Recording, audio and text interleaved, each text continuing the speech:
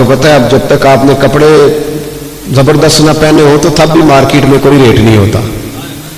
ये भी बहुत बड़ा मेयार है। अब उसने दावत पकाई, सारे लोगों को बुलाया। तो एक दोस्त उसका था बड़ा मालदार, उसकी वर्कशॉप थी,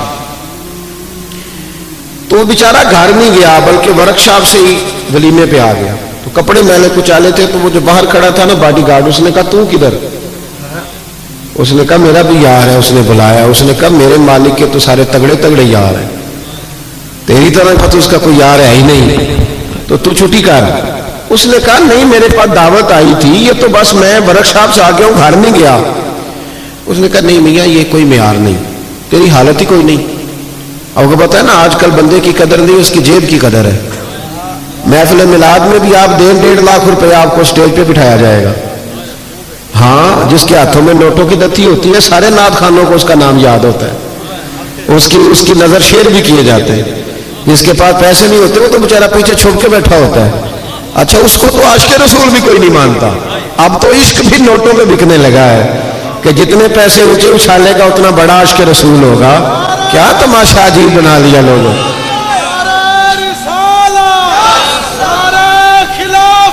सुने जी, अल्लाह आपको जुज़ा दे, अल्लाह आपको सुने मेरी बात।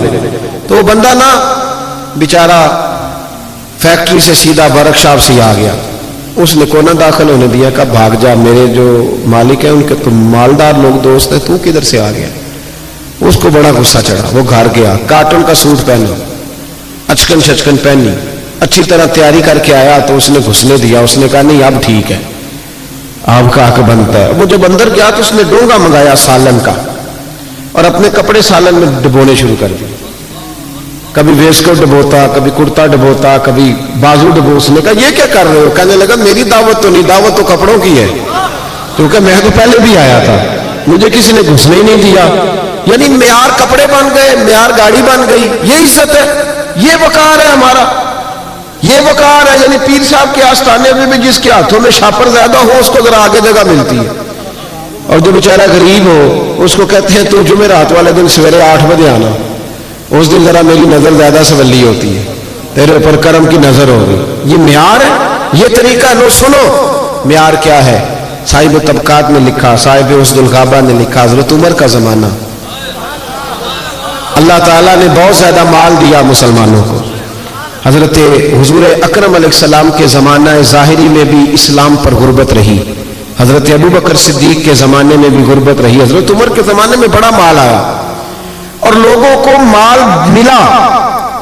मैंने एक मजमून लिखा था, कभी शायद उस उन्वान पर मेरी कोई गुफ्तगू भी कहीं मौजूद हो। मैंने कहा था कि फकीरी वो नहीं होती कि बंदे की जेब में कुछ ना हो तो फकीर है।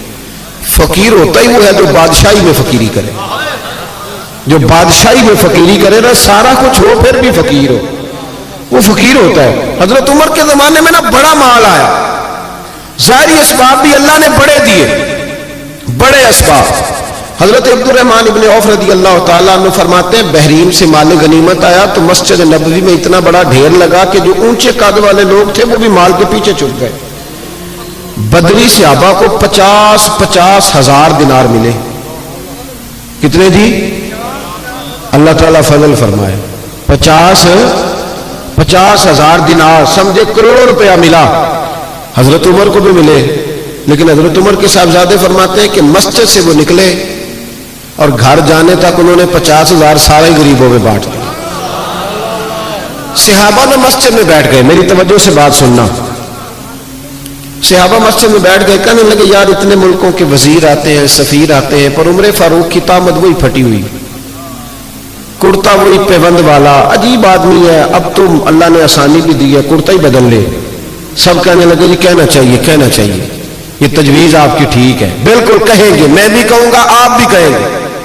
जब तय हो गया ना उमर को कहना है, तो हजरत अबू दरदा बोले, कहने लगे ये तो ठीक है उमर को कहना है कुर्ता ले लो, पर ये बताओ कि उस शेर से बात किसने करनी है? उस शेर से। अब तो लोगों की जेबें अलग अलग है ना, 1000 वाली जेब अलग है, 5000 वाली अलग है। अब तो ये मामला ही खत्म है ना कि पैसे देने हैं कि नहीं देने। तो कहा किसने कहना? हजरत उमर से। तो सहाबा कहने लगे कि एक बंदा हमारे पास है जो हजरत उमर से बात कर सकता है।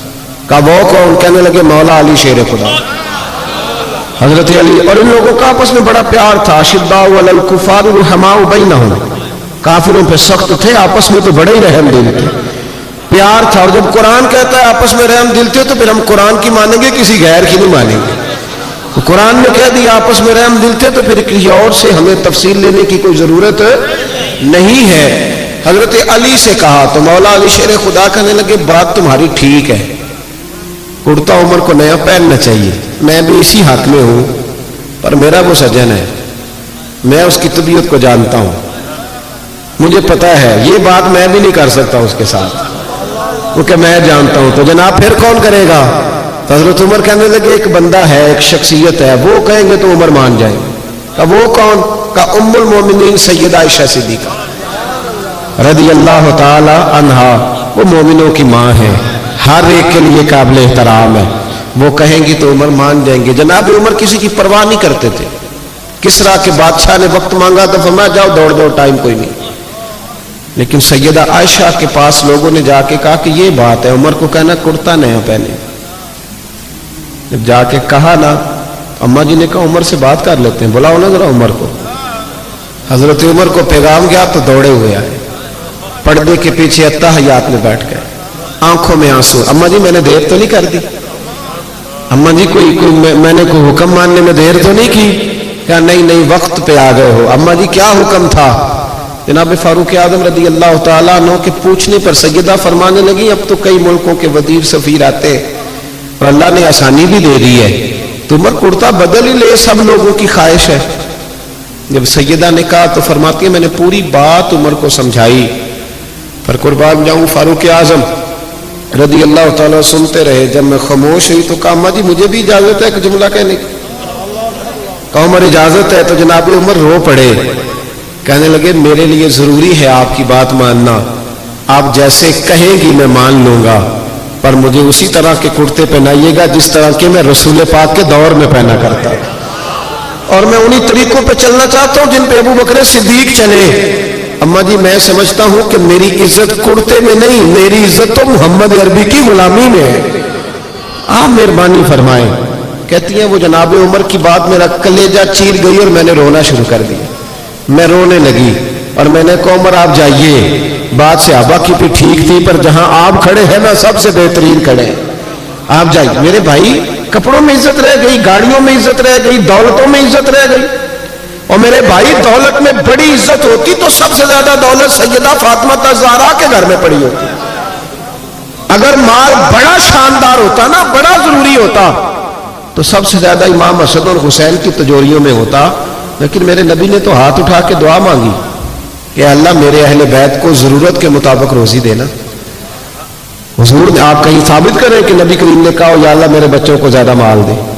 हुजूर ने तो कहा अल्लाह जरूरत के मुताबिक दे, जरूरत के मुताबिक। कितने लोग बैठे हैं मजमे में और सबका दावा है कि हम बड़े गरीब हैं, बड़े मजबूर हैं, लेकिन किसी की बेटी भी इतना काम नहीं करती कि हाथों पे छाले पड़ जाए, पर मेरे मुस्तफा की बेटी ने इतना काम किया है।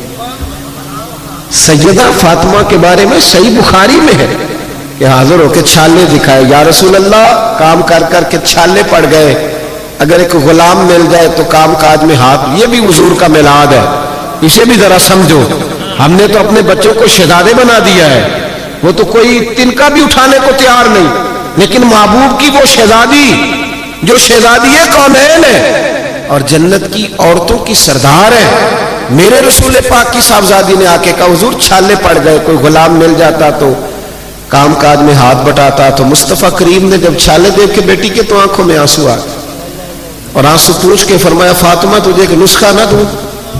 हुजूर हुक्म करें। फरमाया 33 बार सुभान अल्लाह पढ़ा कर, 33 बार अल्हम्दुलिल्लाह पढ़ा कर, 34 बार अल्लाहु अकबर पढ़ा कर, तुझे गुलाम आजाद करने का सवाब मिलेगा। पर बेटे चक्की तूने खुद ही पीसनी है, आटा तूने खुद ही गूंदना है। कोई शख्स बता सकते हैं कि मौला अली की जायदाद कहां करके थी मदीने में? हजरत अली का जब तक निकाह नहीं हुआ था ना, मस्जिद में सोया करते थे। यहां तो हजरत अली के नाम पर लोगों ने मोहल्लात तामीर कर लिए है ना। अली दे मलंगा दे पैसे गिने ही नहीं जाते हैं, मलंग हजरत अली के, गुलाम हजरत अली के। और क्या बात है दौलतों की और जनाब सूरतों की। हजरत अली शेर खुदा का जब निकाह हुआ तो हजरत हारिसा बिन नौमान रज़ी अल्लाह ताला अन्हु का एक मकान था। मेरी बातों की समझ आ रही है आप हजरात को? تو وہ مکان عاریتن یعنی کرائے پر نبی کریم نے لیا، اس میں سیدہ فاطمہ رہنے لگی۔ بھائیو، عزت وہ ہے جو رسول پاک کی سنت میں ہے، عزت وہ ہے جو نبی پاک کے طریقے میں ہے، عزت وہ ہے جو حضور کے رستے پر چلنے میں ہے۔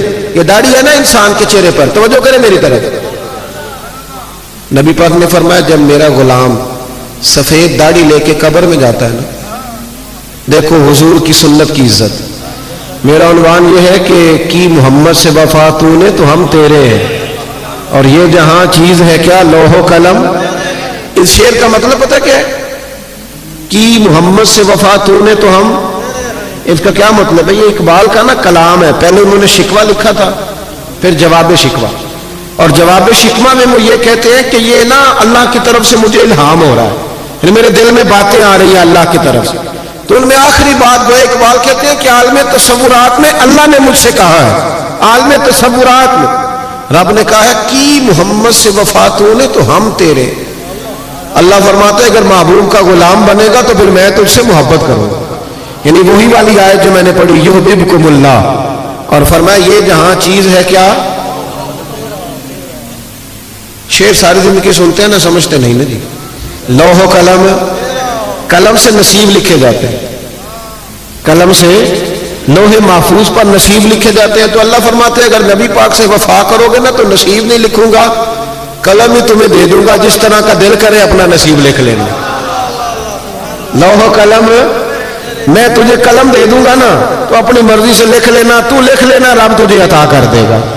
یحببکم اللہ، اللہ خود تم سے محبت فرمائے گا، اللہ تم سے محبت کرے گا۔ یہ جو سفید داڑھی والا مومن قبر میں جاتا ہے نا تو ترمذی کی حدیث ہے، نبی کریم نے فرمایا جب سفید داڑھی والا مومن قبر میں جاتا ہے تو اللہ فرشتوں سے فرماتا ہے اسے عذاب نہ دینا۔ یا اللہ کیوں؟ فرمایا دیکھتے نہیں میرے نبی کی سنت وہ بھی سفید لے کے آ گیا۔ تو جب حضور کے طریقے پہ ہم چلتے ہیں، نبی پاک کے وفادار ہوتے ہیں، پھر اللہ اعزاز دیتا ہے، اللہ شان دیتا ہے۔ اور جن لوگوں نے نبی کریم کی غلامی کی نا انہیں بلایا نہیں گیا، یہ مت سمجھیے گا کہ ظاہری طور پر پیسے کوئی نہیں تھے تو ان کا حال ہی کوئی نہیں تھا۔ توجہ ہے نا میری بات پر؟ جن لوگوں نے پہلے قربانیاں دی نا، پہلے حضرت سیدہ خدیجہ الکبریٰ رضی اللہ تعالی عنہ۔ میں نا بڑی سادی باتیں کرنے کا قائل ہوں، مجھے تو یہی نہیں سمجھ آئی کہ آپ نے میرا انتخاب کیسے کر لیا۔ میں آپ کے پرانے خطباء کے اشتہار پہ نام دیکھ رہا تھا تو میں کہہ رہا تھا کہ وہ کہاں اور میں کہاں۔ اتنے پرجوش تقریریں سننے کے بعد آپ نے اتنا ٹھنڈا آدمی بلا لیا ہے جو نہ یہ کہہ سکتا ہے کہ ہاتھ کھڑے کرو، نہ یہ کہہ سکتا ہے کہ نعرہ لگاؤ، نہ یہ طبیعت ہے کہ سبحان اللہ کہو، یہ مزاج ہی نہیں۔ تو میری تو بات وہ بندے سمجھتے ہیں جو بالکل بیچارے چپ کر کے مجھے دیکھتے نہیں اور میں انہیں دیکھتا رہوں، مجھے تو ان کی سمجھ آتی ہے۔ باہر کیف اللہ تعالیٰ خیر کرے، کچھ خواہش ہے میری کہ میں آپ سے بات کر سکوں۔ میں پریشان تھا یہاں جو میں ماحول دیکھ رہا تھا نا، میں سوچ رہا تھا کہ میں کیسے بات کروں گا، اتنا سادہ آدمی۔ لیکن نا کچھ لوگ شعلہ بیان ہوتے ہیں، کچھ پیدل چلنے والے ہوتے ہیں، تو وہ شعلہ بیانوں میں جب کوئی پیدل چلنے والا آتا ہے تو اس بیچارے کو کئی جگہ پہ نا روڑے بھی تنگ کرتے ہیں۔ آپ تھوڑی سی میرے ساتھ محبت فرمائیں، میں نے لمبی بات نہیں کرنی لیکن جتنی کرنی ہے انشاءاللہ وہ اب کر کے جانی ہے۔ آج ہو گیا ہو وہ اب کر کے جانی ہے، آپ میری بات پہ غور کریں۔ حضرت خدیجہ الکبریٰ نے نا نبی پاک سے بڑی محبت کی، بڑی غلامی کی۔ جب شہرت ہوتی ہے تو یار بڑے ہوتے ہیں، اور جب انسان غربتوں میں، پریشانیوں میں، مجبوریوں میں گھرا ہوتا ہے تو پوچھنے والا بھی کوئی نہیں ہوتا۔ وہ تیری آنکھوں یا سنگ ملامت کی چبھن، کون پہنچا ہے میرے درد کی گہرائی تک۔ دور شہرت میں تو یاروں نے کیا یاد بہت، ساتھ آیا نہ کوئی کوچہ رسوائی تک۔ اور ایک درویش ہوئے کشمیر کے میاں محمد بخش صاحب، وہ فرمایا کرتے تھے ساری عمر ہی آٹا گد ہے، لکھاں کیتے نہیں پیڑے، تو جدو وقت آیا محمد بخشا کوئی نہیں ہو بیٹھا نیڑے۔ غریبی کے دنوں میں لوگ قریب، کوئی بندہ نہیں قریب آتا۔ حضرت خدیجہ اس وقت حضور کی بارگاہ میں آئی جب دین پر غربت تھی، اور عام بی بی نہیں تھی، مکے کی ملکہ تھی۔ ملکہ سارا زمانہ جن کی غلامی کرتا ہے، وہ حضور کی بارگاہ میں آئی۔ اور سنگیو دیکھو، جب وفا کا رشتہ ہوتا ہے اس کا رنگ تھوڑا الگ ہوتا ہے۔ جب آپ اس طرح وفا کرتے ہیں نا کہ سامنے والا کرے گا تو میں نے کرنی ہے، تو یہ تو لالچ ہے۔ وفا تو یہ ہے کہ تو کر نہ کر، میں نے کرنی ہے، یہ اصل وفا۔ حضرت خدیجہ آئی حضور کی بارگاہ میں تو اتنا مال تھا، فرماتی ہیں 20 نوکرانیاں تھیں میرے گھر میں کام کرنے والی. اور پھر بخاری مسلم میں موجود ہے کہ ایک وقت وہ بھی آیا کہ سیدہ خدیجہ الکبریٰ خود کھانا پکا کے نکلی اور کچے باورچی خانے میں روٹی پکائی، اور آپ کے کرتے کو 10 پیبند لگے ہوئے. جس بی بی کے گھر میں 20 کنیز ہیں، دیکھیں نا، آدمی غریب سے امیر ہو جائے تو کام چل جاتا ہے، اور امیر سے غریب ہو جائے مشکل بڑھتی. حضرت خدیجہ الکبریٰ رضی اللہ تعالیٰ عنہ نے 20 نوکرانیاں دیکھی. پھر حال یہ ہوا کہ اماں جی کے اپنے کپڑوں پر پیبند لگا ہوا ہے، اور جناب سیدہ خدیجہ الکبریٰ جب باورچی خانے سے کھانا لے کے حضور کی بارگاہ تک پہنچی نا، یہ پیغام میرا بیٹیوں کو، بہنوں کو دینا جا کے کہ جب بی بی خاوند کے لیے کھانا پکا کے نکلتی ہے تو رب اس بات کو پسند کتنا کرتا ہے. اس کو صرف دنیا نہ سمجھنا، اس کا درجہ کیا ہے. حضرت خدیجہ جب نکلی اور حضور کی بارگاہ تک آئی تو نبی کریم نے فرمایا خدیجہ تیرے آنے سے پہلے جبریل آ گئے، اور وہ آ کے عرض کر رہے ہیں یا رسول اللہ، رب فرماتا ہے خدیجہ کھانا لے کے آ رہی ہے، اور جب وہ کھانا لے کے آ جائے نا تو خدیجہ کو اس کے رب کا سلام دے دیجئے گا. اتنا ہے. پھر حضرت خدیجہ نے وصال فرمایا، اور دکھوں کا ماحول تھا جب وہ دنیا سے گئی. حضرت عائشہ صدیقہ کہتی ہیں جس کو میں نے نبی کریم کو ہر روز یاد کرتے دیکھا نا وہ سیدہ خدیجہ تھی. ہر وقت حضور یاد کرتے، اٹھتے بیٹھتے ذکر کرتے. ایک دن اللہ کے محبوب گھر میں گوشت لائے، یہ لفظ امام یوسف صالحی نے لکھے. حضور گھر میں گوشت لائے، سیدہ عائشہ کو دیا، فرمایا عائشہ یہ گوشت پکاؤ. جناب عائشہ کہتے ہیں گوشت صاف کرنے لگی تو حضور نے فرمایا شوربہ ذرا زیادہ کرنا. میں نے کہا حضور کیوں، مہمانوں نے آنا ہے؟ تو حضور فرمانے لگے نہیں، مجھے پتا چلا مدینے میں ختیجہ کی کچھ سہیلیاں آئی ہیں، ان کو بھی تھوڑا گوشت بھیجنا ہے تو ذرا زیادہ شوربہ کرنا. جناب عائشہ صدیقہ کہتی ہیں ہمیشہ حضور ذکر کرتے تھے تو آج میں نے کہا ایک بات کر نہ دوں. کہتی ہیں نظر میری نیچے تھی، میں نے کہا حضور اللہ نے آپ کو جوان اور خوبصورت بیویاں دی ہیں. وہ تو عمر میں 15 سال بڑی تھی اور حضور رنگ بھی اتنا گورا نہیں تھا، تو جوان اور خوبصورت بیویاں ملی ہیں، پر آپ تو سیدہ خدیجہ کا ذکر ہر وقت کرتے رہتے ہیں، ہر وقت. جناب عائشہ کہتی ہیں میں نے جملہ کہا تو حضور خاموش ہو گئے. اب میں ڈری، میں نظر نہیں اٹھاتی کہ خدا خیر کرے. کہتی ہے اچانک میری نظر اٹھی تو میں نے دیکھا مصطفیٰ کریم کی آنکھوں میں آنسو اور جلال. فرمایا عائشہ تو سکھوں کے وقت آئی ہے، حفصہ، میمونہ اور سودا یہ سکھوں کے وقت آئی ہیں.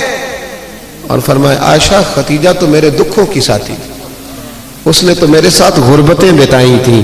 لوگ مجھے روڑے مارتے تھے، پریشان کرتے تھے. میں لوگوں کا ستایا ہوا جب گھر آتا تھا نا تو اس پاک باز اور وفادار کے ایک ہاتھ میں دودھ کا پیالہ ہوتا تھا، ایک ہاتھ میں کھجوریں ہوتی تھی. کھجور کھلا کے دودھ پلا کے کہتی تھی محبوبہ غم نہ کرنا، اللہ بڑی عزتیں عطا فرمائے. یعنی کی محمد سے وفا تو نے تو ہم تیرے ہیں، یہ جہاں چیز ہے کیا لوح و قلم.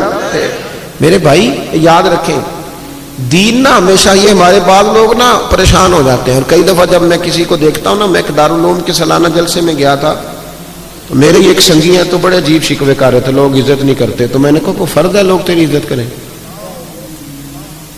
لوگ علماء کی عزت نہیں کرتے. میں نے کہا میرے خیال میں تو بہت ہی زیادہ کرتے، اور اگر کوئی نہیں بھی کرتا کسی وجہ سے تو وہ منت تھوڑی کر دی ہے کہ ہماری عزت کرو.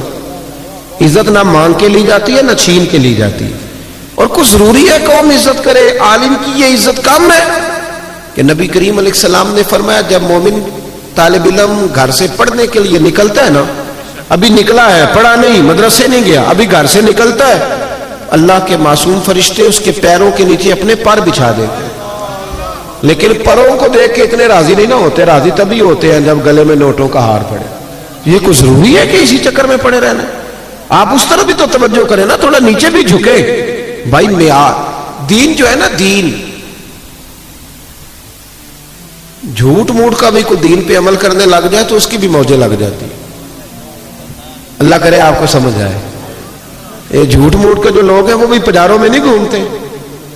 یہ جو اللہ خیر کرے عاشق رسول نعت خاں میں ملے ہوئے ہیں، جو عشاء پڑھ کے آتے ہیں اور فجر سے پہلے پہلے واپس چلے جاتے ہیں، کوئی پتہ نہیں کیا ماحول ہے. ساری زندگی ہو گئی حضور سے عشق کرتے پر داڑھی نصیب نہیں ہوئی. یعنی کس قسم کا عشق ہے؟ جو عشق تو ہے اور سنت نہیں رسول اللہ کی، یہ ساری زندگی بیت گئی اور نصیب نہیں ہوئی۔ اب تو خیر پیر بھی بہت سارے مارکیٹ میں آ گئے، مولوی صاحب کی تھوڑی سی چھوٹی ہو تو ان کے پیچھے نماز نہیں ہوتی، تو پیر کی چھوٹی ہو تو بیعت ہو جاتی ہے۔ لیکن ہمارا معیار ہے نا جی، مولوی صاحب کی مسجد سے چھٹی ہو جاتی ہے، پیر صاحب کو کون نکال سکتا ہے گدی نشینی؟ ضرورت ہے کسی کی؟ اب تو پیروں کے بچوں کو لوگ شہزادے کہنے لگے ہیں، تو میں نے کہا اس کے ابے کو بادشاہ کہا کریں پھر، کیونکہ شہزادے تو بادشاہوں کے ہوتے ہیں۔ عجیب معیار بن گیا نا، اس کو بدلیں۔ فقیری اور چیز کا نام، فقیری تو رسول اللہ کی غلامی کا نام ہے۔ اورنگزیب عالمگیر کے بارے میں اعلیٰ حضرت فاضل بریلوی رحمۃ اللہ نے لکھا ہے کہ اورنگزیب عالمگیر ایک دن بیٹھے تھے تو ایک بہروپی آ گیا، آ کے کہنے لگا بادشاہ میں روپ بدل کے دکھاؤں گا، اگر آپ مجھے نہ پہچان سکے تو میں آپ سے انعام لوں گا۔ اورنگزیب کہنے لگے کہ میں کوئی ایسے ویسے ہی حکمران ہوں؟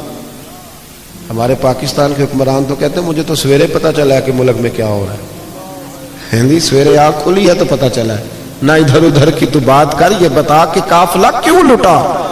مجھے رہزنوں سے غرض نہیں، تیری راہبری کا سوال ہے۔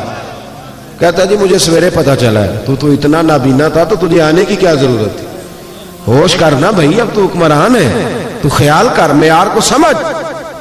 اورنگزیب سے بہروپیہ کہنے لگا روپ بدل کے دکھاؤں گا، اگر آپ نہ پہچان سکے تو انعام لوں گا۔ تو بادشاہ کہنے لگا تو زور لگا لے جتنا ہے، ایسا کوئی بہروپیہ ہے ہی نہیں جو مجھے دھوکہ دے سکے۔